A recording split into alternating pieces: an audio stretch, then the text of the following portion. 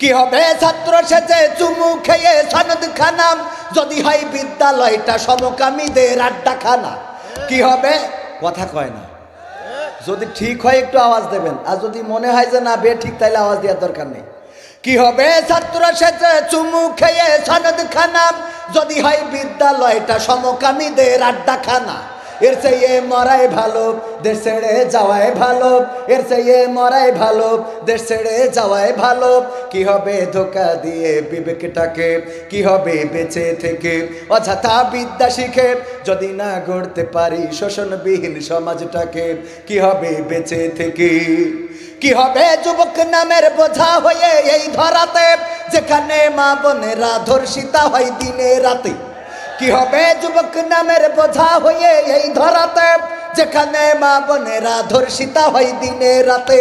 যৌবনের সার্থকতা ঘুচিবে সকল ব্যথা, যৌবনের সার্থকতা ঘুচিবে সকল ব্যথা। পারো যদি বলি দিতে মানুষরূপী পশুটাকে, পারো যদি বলি দিতে মানুষরূপী পশুটাকে। কি হবে বেঁচে থেকে অযথা বিদ্যা শিখে, যদি না গড়তে পারি শোষণবিহীন সমাজটাকে। কি হবে বেঁচে থেকে? কি হবে লেখালেখি কলমবাজির ওই মহড়া, সমাজের আসল চিত্র যদি না যাই তুলে ধরা।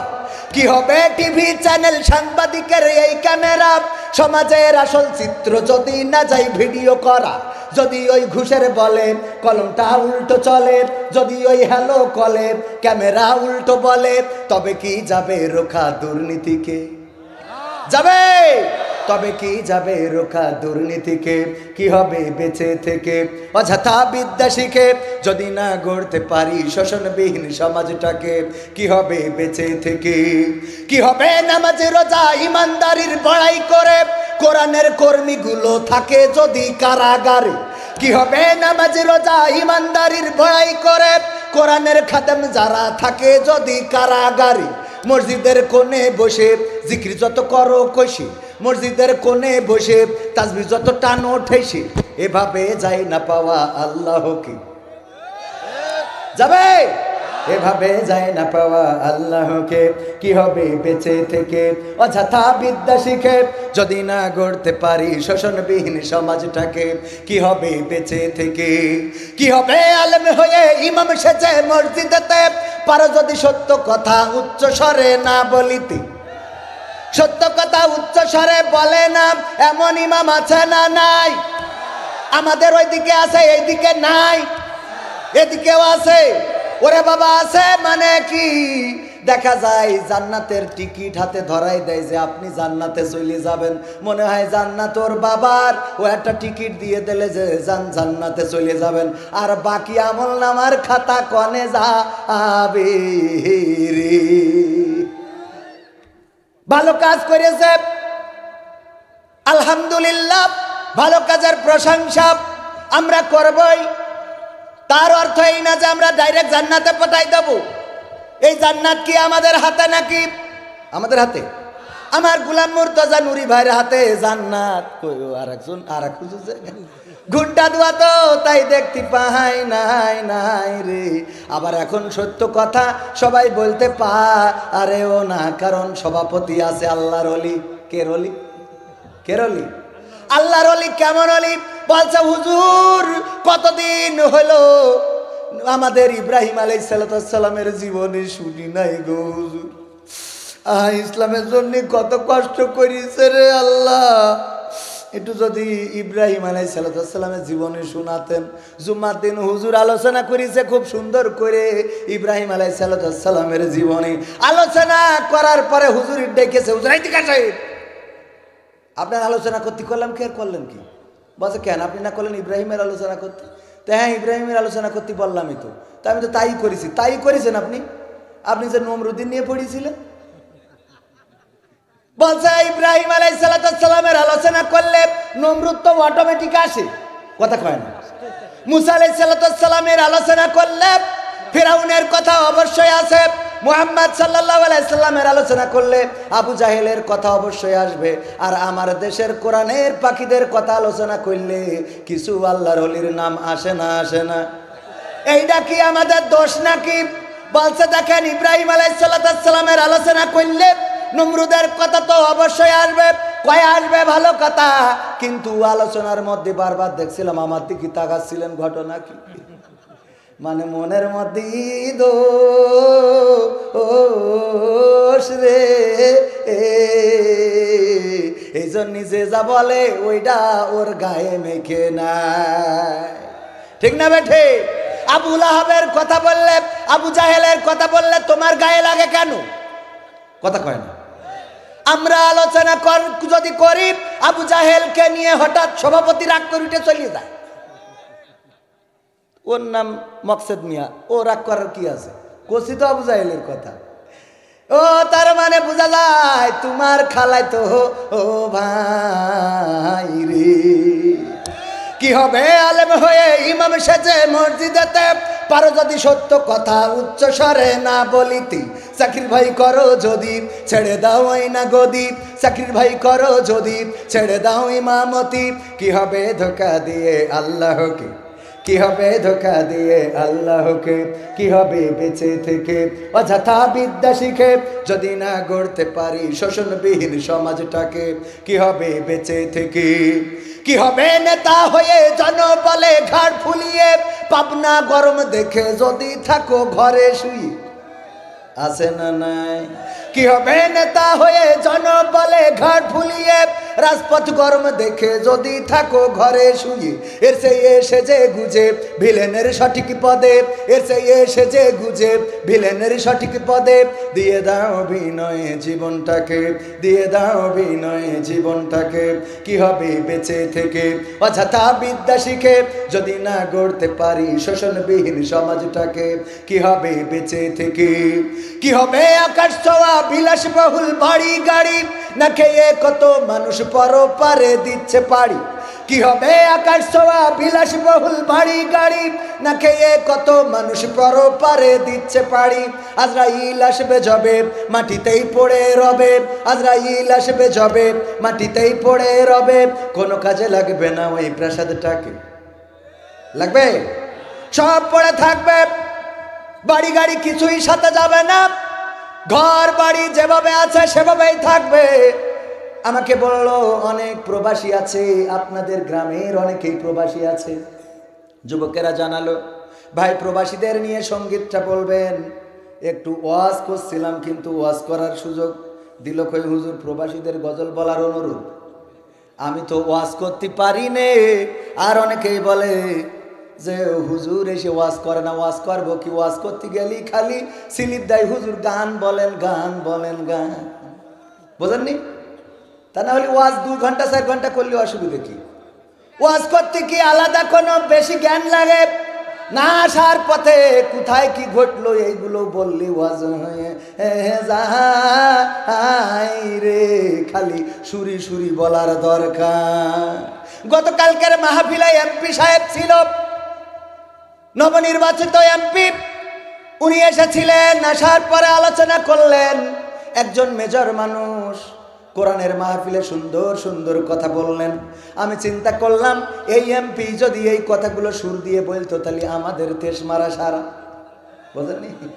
তবে সুর দিয়ে বললি তেস মারায় আমাদের যেত, এটা ঠিক।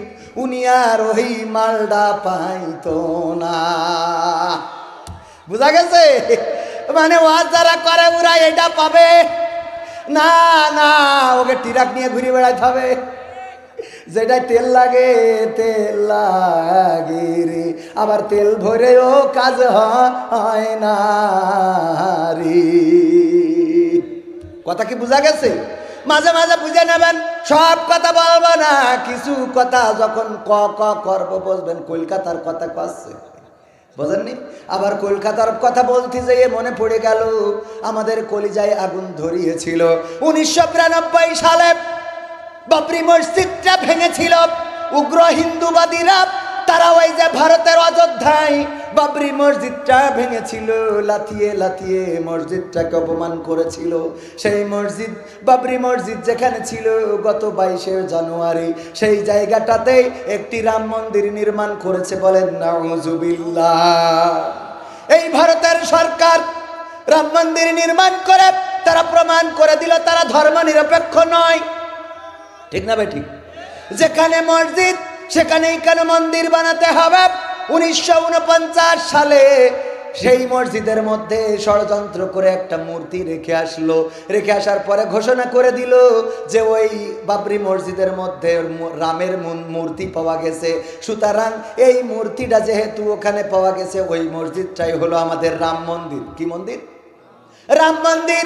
এই বলে অনেক হিন্দুরা সেখানে দেখতে গেল। মুসলমান সংখ্যালঘু, ওখানে মাত্র কত পার্সেন্ট যেন 30% বা তারও কম বেশি মুসলমান বসবাস করে। মুসলমানরা বাধা দিতে পারলো না, আর এটা নিয়ে ওখানে একটা গোলযোগ সৃষ্টি হয়ে গেল, দাঙ্গা হাঙ্গামা বেঁধে গেল, মানুষেরা মরল, রক্ত ঝরল, মুসলমানদের রক্তে ভারত লাল হয়ে গেল।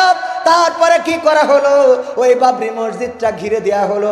1992 সাল পর্যন্ত ওখানে কাউকে ঢুকতে দেওয়া হয় নাই, না নামাজ পড়তে দেওয়া হয়েছে, না সেখানে আবার অন্য কোনো ইবাদত করতে দেওয়া হয়েছে। 1992 সালে একটা পুতুল কোর্টের মাধ্যমে একটা রায় নিয়ে আসলো, আর সেই রায় নিয়ে আসার পরে সেই রায় এনে ওই জায়গাটা উন্মুক্ত করে দিল যে এটাই হলো রাম মন্দির। আর 1992 সালে সেই রাম মন্দির বলে মসজিদটাকে ভেঙে ফেললো। আর 2022 সালে নরেন্দ্র মোদী সেই মন্দিরের উদ্বোধন করে মুসলমানদের কলিজায় আগুন জ্বালিয়ে দিয়েছে। বলেন ঠিক কিনা? এই রাম মন্দির যারা বানিয়েছে, আমি বলি তারা মন্দির বানাই নাই, তারা তাকদীরটাকে আগুন লাগিয়েছে, তারা তাদের তাকদীর জ্বালিয়ে দিয়েছে।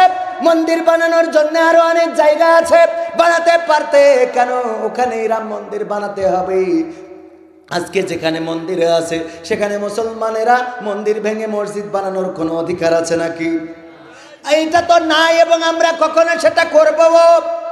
করা যাবে না, কখনো করব না, করা যাবে না। ভাইয়েরা আমার, আলোচনা করা যাবে না, গান শোনাতে হবে। প্রবাসীদের কথা বলছিলাম, প্রবাসীরা এখানে অনেকেই প্রবাসে রয়েছে, কত কষ্ট করে, কত পরিশ্রম করে প্রতি মাসে টাকা পাঠায়। পাঠানোর পরে পাঠাতে ওখানে যদি কেউ মারা যায়, আপনাদের এলাকার লোকও অনেকেই প্রবাসে মারা গেছে, এমন আছে না নাই? এই লাশটা দেশে আসে, আবার অনেকের লাশ দেশেও আনা হয় না। যখন বসে বলে অথবা ওখান থেকে বন্ধুরা বলে, ওগো মুখের স্ত্রী কবির বিন সামাদের স্ত্রী, তোমার স্বামী তো বিদেশে মারা গেছে, এখন যদি লাশটা পাঠাইতে হয় তাইলে 2 লাখ টাকা খরচ হবে, আর যদি না পাঠাই তাইলে 2 লাখ টাকা ক্যাশ তোমার বাড়ি পাঠাইতে পারবো। বলো কোনটা নিবা? টাকা নিবা না লাশ নিবা? বউ বলে লাশ নিয়ে কি করবো রে, তার থেকে ওই 2 লাখ টাকা পাঠাই দেন, এ দিয়ে অন্তত আমি আর এক জায়গায় নিকে করতে পারবো। কি সত্য না মিথ্যা? এটাই সত্য। শুধু তাই নয়, প্রবাসে থাকতে অনেকেই স্ত্রীর নামে টাকা পাঠায়। অনেকেই ফোন দেয়, হুজুর আমার তো তেশ মারা সারা গো, কেন কি হয়েছে? হুজুর আমার বোন নামে অ্যাকাউন্ট করে টাকা পাঠাতাম, বউ 12 লক্ষ টাকা নিয়ে আর একজনের সাথে শুইলে গেছে রে। ও বাবা বাবা, আমি বলি তোমার ঠিকই হয়েছে, তুমি যে বেঁচে আছো এটাই তো ভালো কথা, বড় কথা। তুমি যে বেঁচে আছো এটাই তো। কারণ কি? কারণ হলো পরকিয়া করে টাকা তো নিয়ে যায়, আবার ওই যে মালের সাথে পরকিয়া করে ওর ডেকে এনে তাই এর একসাথে ধরে সুবানি দিয়ে মেরিয়ে তারপরে যায়। তোমার যে মেরে যায় না, এর জন্য 2 রাকাত শুকরানা নফল পড়ো যে এখনো বেঁচে আছো। আবার এখন আর একটা ঘটনা ঘটছে, একটু হিসাব করিয়ে দিন চালাবেন। স্ত্রীর সাথে যদি গোলমাল হচ্ছে, মারামারি ফাটাফাটি মাঝে মাঝে তো হয়, ও কোনো কিছু করছে না। আগে তো ডাইরেক্ট হত্যা করতো বা গলায় ছুরি চালাই দিত, এখন খালি মেশিনটা কেটে নিচ্ছে। খেয়াল করেছেন? পত্রিকায় আসে না? সত্য বলছি না মিথ্যা বলছি? এই জন্যই সাবধান, খুব সাবধান। বেকায়দা হতে বলে সময় লাগবে না। আর মা বোনদের নানান ভাবে, আমার মা বোনদেরকেও বলবো, আছে না মহিলারাও তো আছে, মা বোনদেরও একটু ওয়াজ করা লাগে গো। আল্লাহর নবী মেরাজ থেকে আসলেন, এসে বললেন আমি গান শোনাবো, কিন্তু আর একটুখানি পরে, কারণ 12টার মধ্যে শেষ করবো তো, আর একটুখানি পরে। হ্যাঁ আমার ভাইয়েরা, সূরা আসর তেলাওয়াত করেছি। নাম কি? সূরা আসর। এই সূরা 103 নম্বর সূরা, পবিত্র কোরআনের মাক্কি সূরা। আল্লাহ রাব্বুল আলামিন এই সূরাটা নাজিল করে দিলেন এমন সময় যখন আবু বকর রাদিয়াল্লাহু তাআলা আনহু অনেক বড় কষ্টে দিন অতিপাত করছিলেন। কারণ আগে ছিল অনেক বড় প্রসিদ্ধ ব্যবসায়ী, টাকা ছিল, পয়সা ছিল। যখন আমার রাসূল নবুয়ত পাইলো, রাসূলের সাথে যখন দল দিল, ইসলাম কবুল করলো, তারপরে যখন অনেক নির্যাতন নিষ্পেষণ হতো, আবু বকর রাদিয়াল্লাহু তাআলা আনহু নিজের টাকা দিয়ে অনেক মুসিবত দূর করে দিতেন। যেমন বেলাল রাদিয়াল্লাহু তাআলা আনহুর যখন উমাইয়া নির্যাতন করতেছে, দুটি হাতে দড়ি বাঁধা, দুটি পায়ে দড়ি বাঁধা, মরুর প্রান্তরে খুঁটা পুঁতে রাখা আর বুকের উপরে পাথর চাপা দিয়ে রাখা, নির্যাতন করতেছে। মাঝে মাঝে ওইটারে কি বলে সেইটা দিয়ে প্রহার করতেছে। এই প্রহার দেখে আবু বকর বললেন, ওগো উমাইয়া, তুমি কেন এমন একজন হাবশী কৃতদাসকে মারো, বরং তুমি তাকে বিক্রি করে দাও। বলল, এই কালো কৃতদাসকে কিনবে কিডা? কই, তুমি যদি বেচতে চাও তাইলে আমি কিনতে পারি। বলল, কত দিবা? বলল, আমার একটা শ্বেতাঙ্গ, আমার পরিষ্কার সাদা রঙের, মানে সাদা পরিষ্কার মানুষ একটা গোলাম আছে, সেটা তোমার দেব, সাথে এত দিরহাম দেব। বলল যে দাও, আমি রাজি আছি। তারপরে যখন একটা গোলাম নিয়ে যেয়ে দিল যে নাও, তোমার একটা পরিষ্কার মানুষ দিলাম, পাশাপাশি দিরহাম দিলাম এক প্যাকেট। দেওয়ার পরে উমাইয়া বলছে, ব্যবসায়ী বন্ধু, তুমি বড্ড লস করে ফেলাইলে। কেন? বলছে, এই কালো গোলাম, এই কালো বেলাল কিছুই পারে না, কাজ কাম ভালো বোঝে না, এমনিতেই ওর চোখের মনির দুই পাশে ছাড়া আর কোনো জায়গায় সাদা নেই, আর দাঁতগুলো সাদা, আর বাকি সব তো কালো।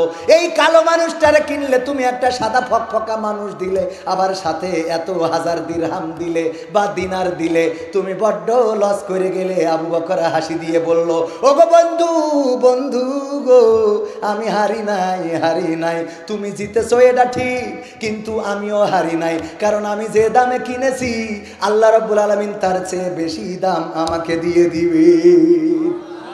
আল্লাহর কাছে দেওয়ার শক্তি আছে না নাই? আছে আমার ভাইরা। আবু বকর রাদিয়াল্লাহু তাআলা আনহু এভাবে ইসলামের পথে খরচ করতেন। এক সময় অভাব দেখা দিল।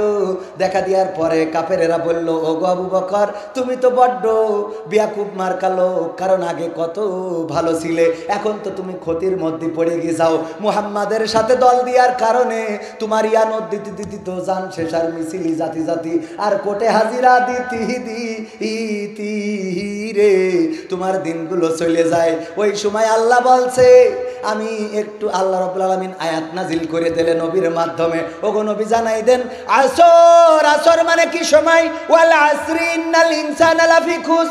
আমি সময়ের কসম করে বলছি, কি মহাকালের কসম করে বলছি, সমস্ত মানুষ ক্ষতিগ্রস্তের মধ্যে রয়েছে। কাফেররা বলতেছে যে আবু বকর ক্ষতিগ্রস্তের মধ্যে, আর আল্লাহ বলছে সব মানুষ ক্ষতিগ্রস্তের মধ্যে। আল্লাযীনা কি ইল্লাল্লাযীনা আমানু ওয়া আমিলুস সালিহাত। আল্লাহ বলছে ইল্লাল্লাযীনা, শুধু তারা ব্যতীত। কারা ব্যতীত? যারা ঈমান এনেছে। কের প্রতি? শেখ হাসিনার প্রতি যারা ঈমান এনেছে, বঙ্গবন্ধুর প্রতি যারা ঈমান এনেছে রে। হ্যাঁ, ও আল্লাহর প্রতি আমি ভুল হয়ে গেছি, আমার ভুল হয়েছে।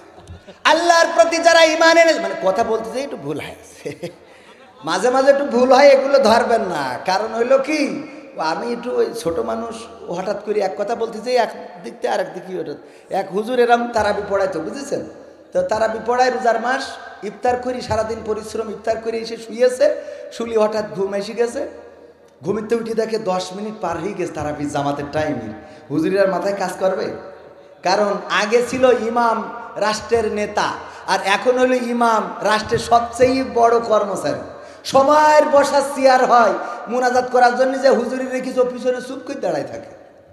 সত্যি না মিথ্যে? পিছনে দাঁড়ায় থাকা লাগে না? কোরআন তেলাওয়াত করার জন্য যারা এনেছে, ও চেয়ার দেয়? কথা কয় না, ও চেয়ার পায়? চেয়ারে সব থাকে যারা বলে খেলা হবে।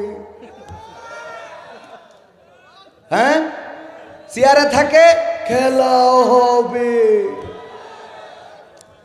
আর হুজুর চেয়ার পায়। যাই হোক, ইমাম সাহেব ঘুম থেকে উঠে দেখে, আহারে 10টা মিনিট পার হয়ে গেছে, দেশে দৌড়। পাঞ্জাবিটা খুলে আড়ার উপরে রেখেছিল, বালনার উপরে রেখেছিল, তাড়াতাড়ি করে ঘাড়ে করে নিয়ে দৌড়। মসজিদে যেয়ে ইমাম সাহেব দেখে যে সবাই রেগে অনেক টম হয়ে গেছে, মানে টপে উঠে গেছে রাগ। হুজুর এত তাড়ি হইলো, হুজুর আলিফ লাইলা দেখবো কখন? মানে তখন আলিফ লাইলা ছিল। আলিফ লাইলা দেখবো কখন? হুজুর কয় অসুবিধা নেই, আমি শর্টকাটে মেরে দিবানে, কারণ হুজুরের কাছে শর্টকাট আছে না নাই? শর্টকাটে মেরে দিবানে, একটুখানি ওয়েট করেন, পাঞ্জাবিটা গায়ে দিয়ে নি। পাঞ্জাবি গায়ে যাচ্ছে কিন্তু হাতা খুঁজে পাচ্ছে না রে, আরো দেরি হচ্ছে, সময় লাগতেছে, সময় লাগতেছে। কমিটি আরো এই হুজুর, এই কি আছে আপনার? বলছে ভাই পাঞ্জাবির হাতা খুঁজে পাচ্ছি না। মানে তখন কারেন্ট ছিল না, হেরিকেনের আলো টিপ টিপ করে জ্বলতো। বলছে হেরিকেনের আলোটা মোড়াও, একটু হুজুরির গলার কাছে ধরো। হুজুরির গলার কাছে ধরে দেখে হুজুর হাতা খুঁজে পাবে কি, আড়াই ছিল বোর সায়া, ওইটা গলায় পরাই বসে রয়েছে। মানে তাড়াতাড়ি আসতে যাইয়ে ওইটা ইনে যে গলায় পরাইছে খেয়াল নেই। ওর তা কিয়ামত পর্যন্ত কি হাতা খুঁজে পাওয়া সম্ভব? এই জন্য আমার যদি এরাম একটু হাতা খুঁজে না পাই গো, মনে করবেন যে একটু হুতোষ লাগা হয়ে গেছে। বুঝা গেছে তো? যাই হোক ভাইয়েরা আমার, ইমান আনতে হবে কার প্রতি? আল্লাহ বলছে ইল্লাল্লাযীনা আমানু ওয়া আমিলুস সলিহাত, ঈমান আনো, যারা ঈমান এনেছে আর আমলে সলেহ করেছে। তারপরে কি করেছে? ওয়া তাওয়াসাউ বিল হক ওয়া তাওয়াসাউ বিস সবর। কয়টা কাজ? চারটা। এক নম্বর ঈমান আনা, দুই নম্বর সৎ কাজ করা, ভালো কাজ করা। ভালো কাজের মধ্যে একটা হলো কেউ যদি বিড়ি কিনার টাকা না থাকে দিয়া, নাকি একজন বন্ধু তাস খেলতেছে, দুই হাতে, এক হাত দিয়ে মারতেছে আর এক হাতে ধরা। আর এক বন্ধু বলছে দোস্ত হুজুর বলেছে যে সৎ কাজ করতে হবে, ভালো কাজ করতে হবে, তুই তো অনেকক্ষণ বিড়ি খাইসনি, দে আমি ধরাইয়ে তারপর তোর মুখি ধরি, ধরাই মুখি ধরতে টান দে। হ্যাঁ রুই তো টিকা এনে আবার একটু টান। আল্লাহর ওলি আছে না নাই? দেখবেন যে বিড়ি যারা খায় ওদের মতো ভালো মানুষ পাওয়া বড় দায়। একজন খায় আবার আর একজনের দায় ওঠেনি, আবার আর একজনের দায় ওঠেনি, আর একজনের দায়। আর যদি চারটে হুজুর একসাথে খায়, তাকাই দেখে যে আমার পাতে গোশ বেশি দিলে না ইমামের পাতে গোশ বেশি।